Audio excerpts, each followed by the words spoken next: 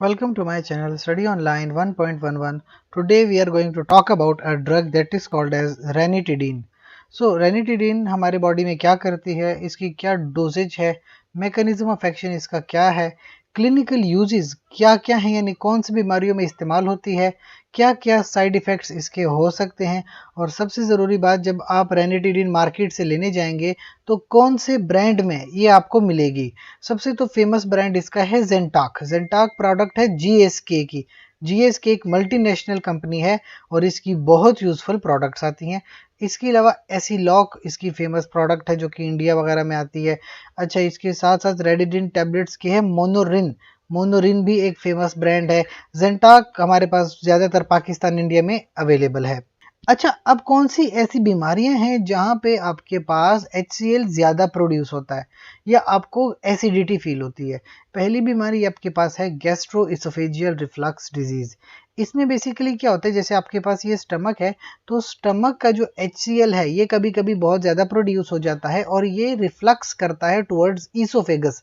तो जब ये ईसोफेगस की तरफ ऊपर आता है तो आपको बहुत ज़्यादा हार्ट बर्न होता है और तेजाबियत महसूस होती है। ऐसी बीमारी में फिर आपको क्या करना पड़ता है, एसिड की प्रोडक्शन को कम करना पड़ता है। लिहाजा 150 mg की ड्रग लेते हैं पर ओरल, यानी टैबलेट की फॉर्म में लेते हैं एवरी 12 आवर, यानी दिन में 12 घंटे के बाद, यानी 2 बार आप ये टैबलेट लेते हैं। और इवन इसकी अगर आप डोज कम कर दें, 50 mg की डोज लें, तो उसकी इंजेक्शन भी आते हैं, इंट्रामस्कुलर या इंट्रावीनस इंजेक्शन, और वो दिन में 3 बार आप ले सकते हैं। इसके अलावा दूसरी डिजीज़ है गैस्ट्रिक अल्सर। गैस्ट्रिक अल्सर ये है कि अगर आपके पास स्टमक के अंदर इरोजन हो जाए, यानी स्टमक के अंदर जख्म पड़ जाए। अब ये जो टिश्यू इरोजन है, यहाँ पे जो है HCl जब अटैच होगा तो वो HCl यहाँ पे बर्निंग सेंसेशंस पैदा करेगा, जलन पे महसूस करेगा हमारे स्टमक में, जिसकी वजह से बहुत ज़्यादा डिस्कम्फर्ट महसूस करते हैं हम। इसके लिए भी HCl की प्रोडक्शन को कम करना पड़ता है। 150 mg की जो टैबलेट है ये पर ओरल लेनी पड़ती है, यानी आप हर 12 घंटे के बाद दिन में 2 बार ये टैबलेट लेते हैं। और अगर आप थोड़ी डोज बढ़ा दें तो रात के वक्त 300 mg की टैबलेट इसलिए लेते हैं क्योंकि रात के वक्त HCl की प्रोडक्शन ज़्यादा होती है तो हमें बर्निंग सेंसेशंस भी बहुत ज़्यादा होती हैं, इसलिए रात को हम 300 mg की ड्रग लेते हैं। और साथ साथ जब तक आपका अल्सर ठीक नहीं हो जाता 150 mg आप बेड टाइम पे लेते रहेंगे। इसके अलावा एक डिजीज़ है इरोजिव इसोफेजाइटिस। जैसे मैंने बात की इरोजन की, कि टिश्यू अपनी जगह से इरोड हो जाता है, ख़त्म हो जाता है, उसकी जगह पे इन्फ्लेमेशन हो जाती है, हम कहते हैं इसको इरोजिव इसोफेजाइटिस।